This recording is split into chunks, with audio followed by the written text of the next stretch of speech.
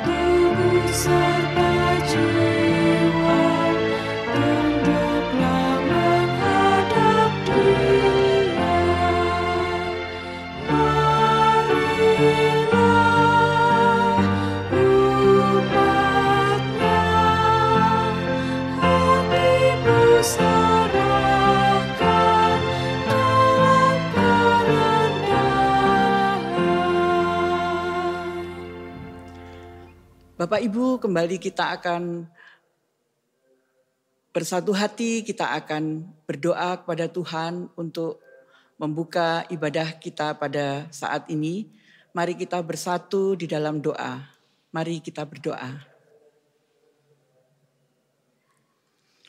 Tuhan Allah yang Maha Kasih, kami menghadap kehadirat-Mu. Kami ucap syukur Tuhan, karena Bapa menyertai kami di dalam kami beraktivitas dan Bapa memberi kami kesempatan pada saat ini untuk memuji dan memuliakan Bapa. Kami juga berdoa Bapa untuk saudara-saudara kami yang belum bisa beribadah karena berbagai sebab. Kiranya Bapa sertai mereka dimanapun mereka berada. Bapa berkati apa yang mereka lakukan dan kerjakan. Serta Bapa memberi damai sejahtera yang berasal dari Bapa sendiri. Terima kasih Bapa, kami mengundang Bapa hadir bersama kami di dalam kami beribadah, serta menyertai kami di tempat kami masing-masing. Ibadah Patuen ini kami serahkan dari awal hingga akhirnya di dalam Allah Bapa, Putra, dan Roh Kudus. Amin. Mari Bapak, Ibu, serta anak-anak yang terkasih, kita memuji Tuhan kembali dari Kidung Jemaat 298, bait yang pertama, Selama Bumi Didiami.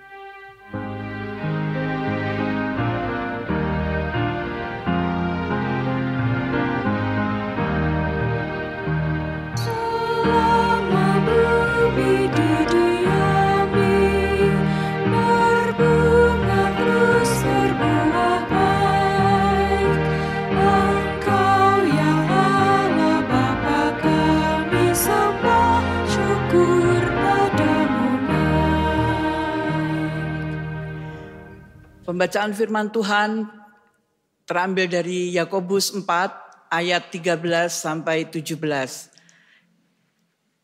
Tetapi sebelum kita membaca firman Tuhan, marilah kita kembali menyatukan hati dan pikiran kita kembali menghadap kepada Tuhan. Mari kita berdoa. Bapa Surgawi, kembali kami menghadap kehadirat-Mu. Kami bersyukur atas penyertaan-Mu pada kami pada saat ini. Kami akan membaca sebagian kecil firman-Mu ya Bapa.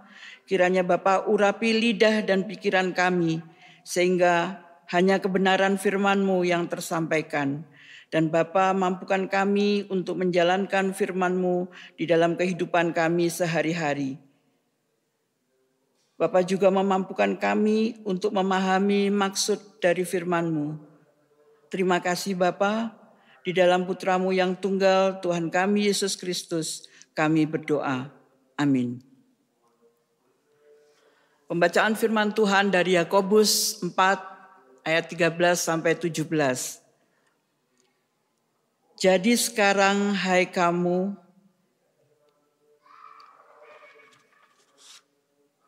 yang berkata, hari ini atau besok kami berangkat ke kota Anu dan di sana kami akan tinggal setahun dan berdagang serta mendapat untung. Sedang kamu tidak tahu apa yang akan terjadi besok. Apakah arti hidupmu? Hidupmu itu sama seperti uap yang sebentar saja kelihatan lalu lenyap. Sebenarnya kamu harus berkata, jika Tuhan menghendakinya, kami akan hidup dan berbuat ini dan itu. Tetapi sekarang kamu memegahkan diri dalam congkakmu, dan semua kemegahan yang demikian adalah salah. Jadi jika seorang tahu bagaimana ia harus berbuat baik, tetapi ia tidak melakukannya, ia berdosa. Amin. Kembali kita menyambut pembacaan firman Tuhan, kita memuji Tuhan dari Kidung Jemaat 425, bait yang pertama, berkumandang suara dari seberang.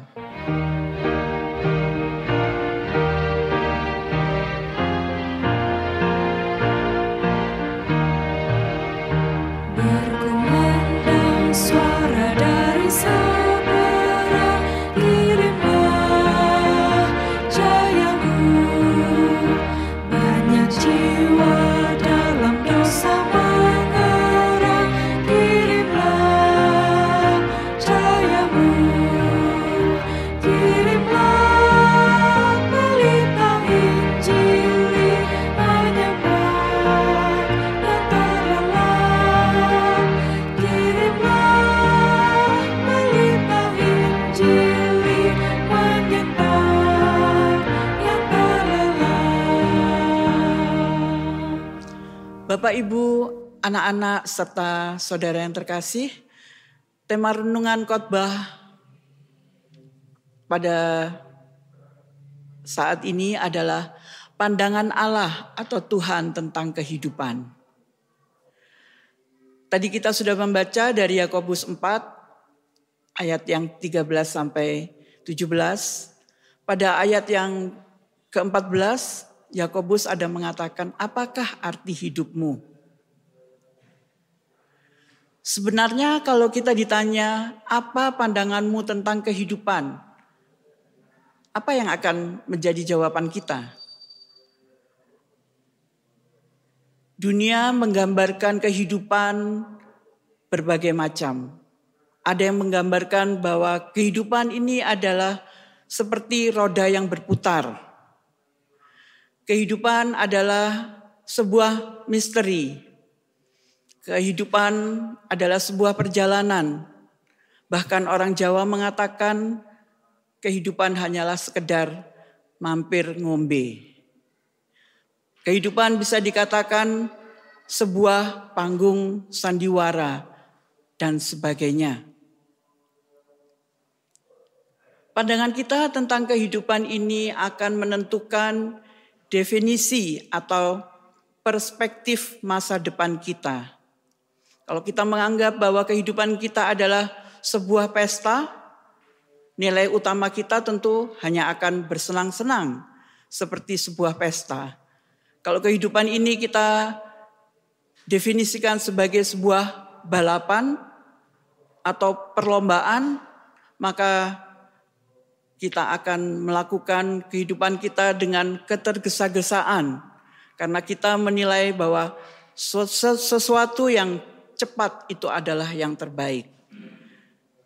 Kalau kita memandang bahwa kehidupan kita adalah hanya sebuah permainan atau pertempuran, maka kemenangan menjadi tujuan utama dalam kehidupan kita.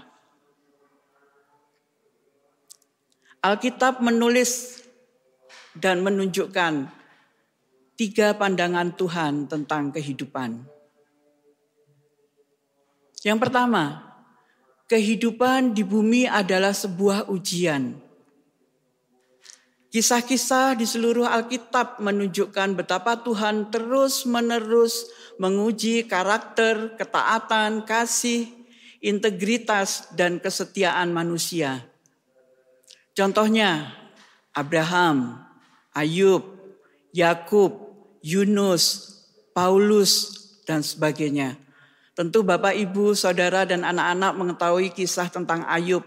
Bagaimana Ayub diuji, segala sesuatu harta yang dimiliki juga anaknya diambil Tuhan kembali dan istrinya mencemoohkan dia. Adam dan Hawa gagal dalam ujiannya. Daud juga. Tetapi Ruth, Esther, Daniel, Yusuf lulus sebagai teladan. Kita selalu diuji dan Tuhan terus-menerus mengamati tanggapan atau reaksi kita pada masalah yang kita hadapi, konflik yang kita hadapi, penyakit yang kita hadapi, kekecewaan yang kita rasakan, keberhasilan yang kita dapat, bahkan pada hal kecil sekalipun, seperti bagaimana kita menghadapi atau bereaksi terhadap cuaca yang ada. Cuaca panas, bagaimana kita bereaksi, hujan terus-menerus, bagaimana kita bereaksi, Tuhan melihat semuanya. Biasanya kita juga diuji olehnya melalui perubahan-perubahan besar, janji-janji yang tertunda, masalah-masalah yang sulit, doa-doa yang tak terjawab, bahkan tragedi yang tidak masuk akal. Beberapa tahun yang lalu mungkin Bapak Ibu masih teringat bagaimana GKJW mengalami tragedi di salah satu jemaat di Mojokerto, mengalami tragedi pemuda yang pulang dari retreat mengalami kecelakaan dan beberapa dari mereka dipanggil Tuhan, serta ada pula beberapa yang mengalami cacat yang menetap. Ini semua adalah tragedi. Ujian yang sangat penting adalah bagaimana kita bertindak saat kita tidak bisa merasakan kehadiran Tuhan dalam kehidupan kita. Kadang-kadang Tuhan memang dengan sengaja mundur dan kita tidak merasakan kedekatannya. Apabila kita memahami bahwa kehidupan ini adalah ujian, tidak ada hal yang tidak penting di dalam kehidupan kita. Kejadian yang terkecil pun, bahkan karakter kita pun adalah merupakan ujian. Bagaimana kita yang emosional, bagaimana kita yang suka bersedih, bagaimana kita yang periang, itu juga adalah ujian di dalam kehidupan kita. Bapak, Ibu, serta saudara dan anak-anak, kabar baiknya adalah Tuhan ingin kita lulus dalam ujian kehidupan, sehingga Dia tidak pernah membiarkan ujian-ujian yang melebihi kemampuan kita.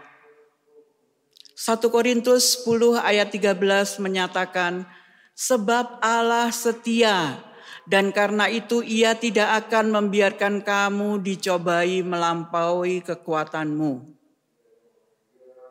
Pada waktu kamu dicobai, Ia akan memberikan kepadamu jalan keluar, sehingga kamu dapat menanggungnya. Dan setiap kali kita lulus dalam sebuah ujian, Tuhan melihat dan membuat rencana untuk memberi kita upah di dalam kekekalan. Yakobus 1 ayat 12 berkata, berbahagialah orang yang bertahan dalam pencobaan, sebab apabila ia sudah tahan uji, ia akan menerima mahkota kehidupan yang dijanjikan Allah kepada barang siapa mengasihi Dia. Yang kedua, kehidupan di dunia ini adalah sebuah kepercayaan. Semua yang kita miliki di dunia ini, tenaga kita, waktu kita, kepandaian kita, kekayaan, bahkan kecantikan dan ketampanan kita adalah pemberian dari Tuhan yang telah Dia percayakan dalam pemeliharaan dan pengelolaan kita. Mazmur 24 ayat 1 menyatakan, Tuhanlah yang empunya bumi serta segala isinya, dan dunia serta yang diam di dalamnya. Kita sebenarnya tidak pernah benar-benar memiliki apapun selama kediaman singkat kita di bumi ini. Tuhan meminjamkan bumi kepada kita karena bumi adalah milik Tuhan sebelum kita datang. Dan kalau kita meninggal, Tuhan akan meminjamkannya kepada orang lain. Kejadian 1 ayat 28 menyatakan Allah memberkati mereka. Lalu Allah berfirman kepada mereka, beranak cuculah dan bertambah banyak. Penuhilah bumi dan taklukkanlah itu. Aku memberi kuasa. Jadi segala sesuatu yang kita nikmati harus diperlakukan seperti sebuah kepercayaan dari Tuhan. Sebab peran kita sebagai pengelola atau penata layanan dan bukan pemilik yang sebenarnya. Tuhan Yesus seringkali menunjuk kehidupan sebagai sebuah kepercayaan dan menceritakan banyak kisah atau perumpamaan untuk menggambarkan tanggung jawab kepada Allah. Cerita tentang talenta, pengusaha dan hamba-hambanya. Baik sekali perbuatanmu itu, hai hambaku, yang baik dan setia. Engkau telah setia dalam perkara kecil. Aku akan memberikan kepadamu tanggung jawab dalam perkara yang besar.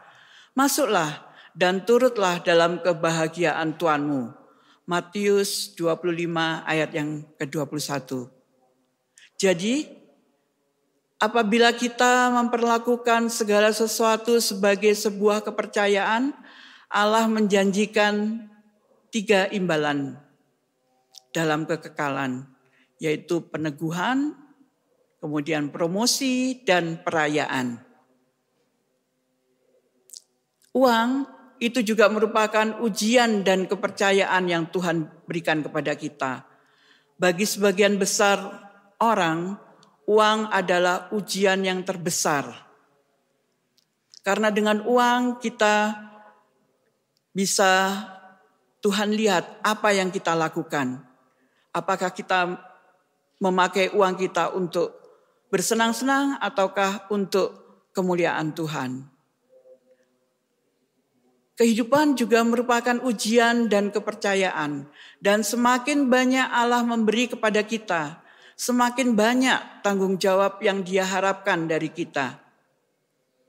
Tuhan Yesus berfirman di Lukas 12 ayat yang ke-48b, setiap orang yang kepadanya banyak diberi, daripadanya akan banyak dituntut. Dan kepada siapa yang banyak dipercayakan, daripadanya akan lebih banyak lagi dituntut. Bapak, Ibu, anak-anak serta saudara yang terkasih, kehidupan di bumi yang ketiga adalah suatu penugasan sementara. Alkitab banyak mengajarkan kepada kita tentang sifat kehidupan di bumi ini, yaitu bersifat singkat, sementara, dan fana. Sebab kita anak-anak kemarin, hari-hari kita seperti bayang-bayang di bumi. Ada tertulis di Ayub 8 ayat yang ke-9. Daud pun berdoa, Tuhan, tolong aku untuk menyadari betapa singkatnya hidupku di dunia ini. Tolong aku untuk mengetahui bahwa waktuku di sini hampir habis. Mazmur 39 ayat yang ke-4. Jadi Bapak, Ibu, serta anak-anak dan saudara, ada 2 hal yang tidak boleh kita lupakan. Yang pertama, ya, dibandingkan dengan kekekalan, kehidupan kita adalah sangat singkat. Dan yang kedua, bumi hanyalah tempat kediaman sementara kita. Identitas kita ada di dalam kekekalan, dan tanah air kita adalah surga. Jika kita memiliki orientasi ini, memahami ini, dan kita akan berhenti cemas memikirkan soal memiliki semuanya di bumi ini. Tuhan berfirman sangat jelas tentang bahaya jika kita hidup dan memakai nilai-nilai atau prioritas-prioritas dan gaya hidup dunia sekeliling kita. Ia menyebut kita melakukan perzinahan rohani. kamu tidak setia kepada Allah. Jika kamu hanya mau mengikuti kehendakmu sendiri, bermain-main dengan dunia setiap ada kesempatan, maka kamu akhirnya menjadi musuh Allah dan orang yang melawan kehendaknya. Yakobus keempat ayat yang 4. 1 Petrus 2 ayat 11 menyatakan, saudara-saudaraku, dunia ini bukan rumahmu. Karena itu jangan membuat dirimu betah di dalamnya. Jangan menurutkan keinginanmu sendiri dengan mengorbankan nyawamu. Firman ini menjelaskan mengapa sebagai pengikut Kristus kita mengalami kesulitan, penderitaan, penolakan, mengapa doa-doa kita tidak terjawab, janji-janji tidak tergenapi, dan adanya ketidakadilan. Semuanya terjadi agar kita tidak menjadi terlalu terikat pada dunia. Allah membiarkan kita merasakan cukup banyak kesulitan, kesedihan, dan ketidakpuasan. Kita tidak benar-benar bahagia di dunia ini, karena seharusnya memang tidak. Bumi bukanlah rumah terakhir kita. Kita diciptakan untuk sesuatu yang jauh lebih baik. Jadi hanya jika kita ingat bahwa kehidupan adalah suatu ujian, suatu kepercayaan, dan suatu penugasan sementara, barulah pesona dunia ini kehilangan kuasanya atas kehidupan kita. Mengira bahwa tujuan Tuhan bagi kehidupan kita adalah kekayaan materi atau keberhasilan atau popularitas sebagaimana yang didefinisikan oleh dunia adalah salah besar. Bagi Tuhan, sukses dalam kehidupan adalah melayaninya melalui melayani sesama, melayani dalam sunyi.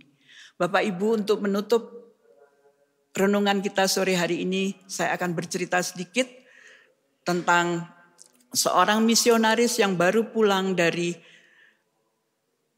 pertempuran dan yang bersama-sama pulang naik kapal dengan seorang Presiden Amerika. Ini terjadi di Amerika, tetapi ini hanya sebuah cerita yang memang populer. Kemudian setelah kapal itu merapat, Presiden disambut, dielul-ulkan oleh rakyatnya dengan membawa bendera dan bernyanyi genggam gempita. Tetapi apa yang terjadi dengan misionaris ini? Dia berjalan sendiri, tertunduk lesu, hanya keluarga dekatnya yang menyambutnya. Kemudian dia mengeluh kepada Tuhan. Tuhan, kenapa saya sudah melayanimu sekian lama, sudah mengorbankan banyak waktu dan tenaga. Tetapi ketika aku pulang, tidak ada satupun yang menyambut, tidak ada yang memberi tanda jasa.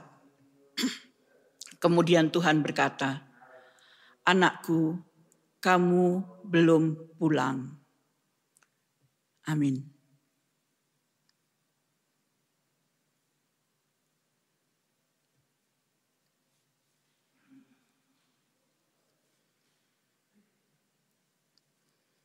Bapak, Ibu, serta saudara yang terkasih, sekarang adalah waktunya kita mengumpulkan persembahan yang telah kita persiapkan dengan diiringi oleh Kidung Jemaat 395 sampai selesainya mengumpulkan persembahan.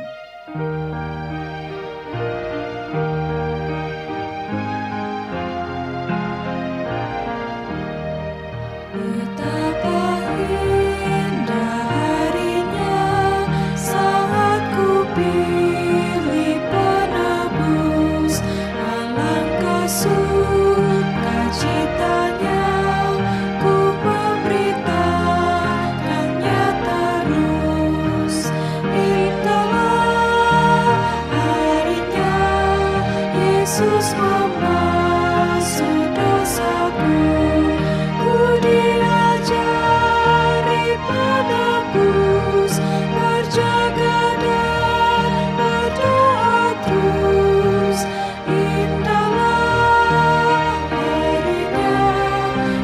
Yesus membasuh dosaku.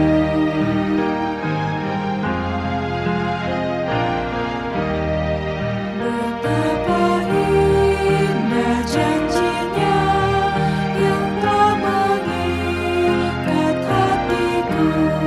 Ku beri kasih kepadanya serta menyanyi bersyukur. Indahlah harinya Yesus membasuh dosaku. Ku diajari penebus berjaga dan berdoa terus. Indahlah harinya Yesus membasuh dosaku. Bapak, Ibu, Saudara, dan anak-anak yang terkasih, marilah kita menaikkan doa syafaat kita.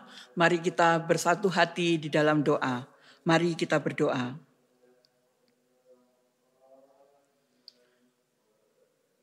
Bapa yang Maha Kasih, Bapa yang kami kenal di dalam Yesus Kristus, kami berterima kasih atas firman-Mu pada saat ini. Biarlah firman-Mu tinggal di dalam hati kami sebagai suluh langkah kami di setiap kehidupan kami masing-masing anak-anak-Mu.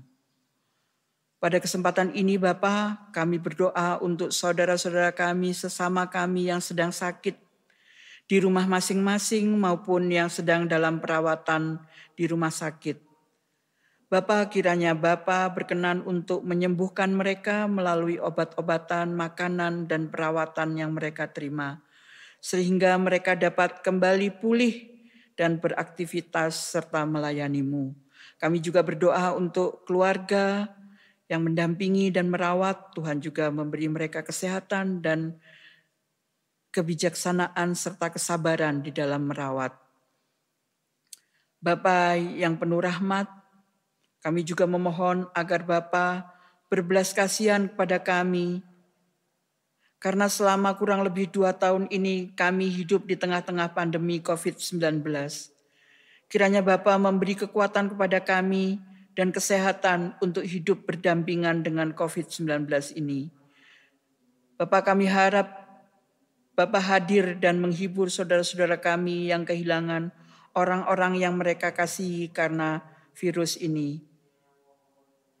Bapa, dampingi mereka sehingga mereka dapat mengucap syukur atas karya-Mu di dalam kehidupan mereka masing-masing. Tuhan yang bertahta di surga yang mulia, kami menyerahkan program-program gereja kami, GKJW Jemaat Malang, dan panitia-panitia yang sudah bekerja untuk persiapan Paskah. Tuhan mampukan mereka untuk bekerja dan menyiapkan setiap acara dengan sebaik-baiknya demi kemuliaan nama-Mu. Terima kasih Bapa.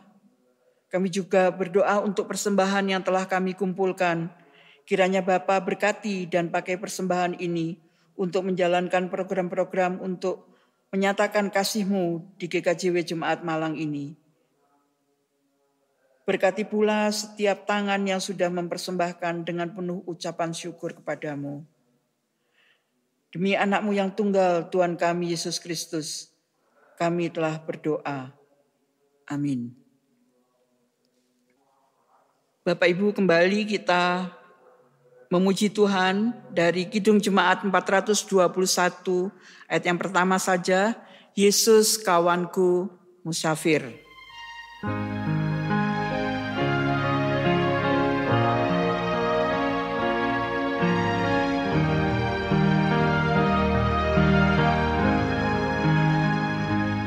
Yesus saja kawanku musafir, dengan Yesus jalanku senang,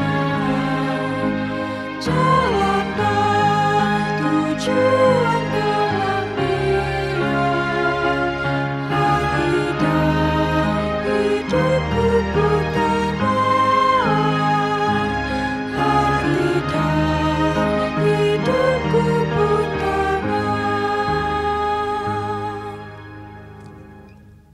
Bapak, Ibu, serta saudara dan anak-anak yang terkasih, kita akhiri ibadah kita pada saat ini. Kembali kita bersatu hati di dalam doa. Mari kita berdoa. Kiranya Tuhan selalu memberkati kita dan memampukan kita untuk melihat kehidupan ini seperti Tuhan memandangnya. Kasih dan damai sejahtera Tuhan kiranya bersama-sama kita dari saat ini sampai selama-lamanya. Amin. Demikian Bapak, Ibu, anak-anak serta saudara terkasih, ibadah kita pada saat ini. Tuhan memberkati kita semua. Amin.